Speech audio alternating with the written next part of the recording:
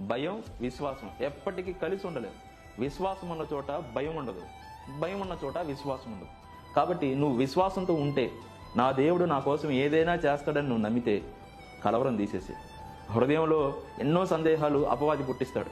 నీ దేవుడు అన్యాయం చేశాడని, నీ దేవుడు నిన్ను చూడట్లేదని, నీ దేవుడు నిన్ను పట్టించుకోవట్లేదని, ఈ పరిస్థితుల్లో దేవుడు కూడా నిన్ను కాపాడలేడని, ఇది దేవుడు కూడా అసాధ్యం అని చెప్పి ఎన్నో రకాల స్వరాలు నీ హృదయంలో వాడు మెదిలేటట్లుగా చేస్తాడు. కాబట్టి అవన్నీ తొలగించి ఈ క్షణం నుండి ఊరుకుండు.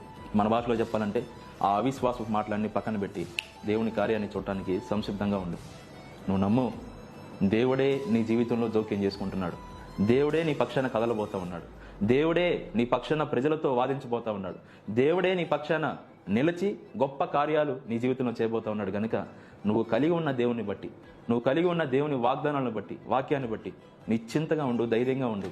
గొప్ప కార్యాలు నీ కళ్ళతో చూస్తావు.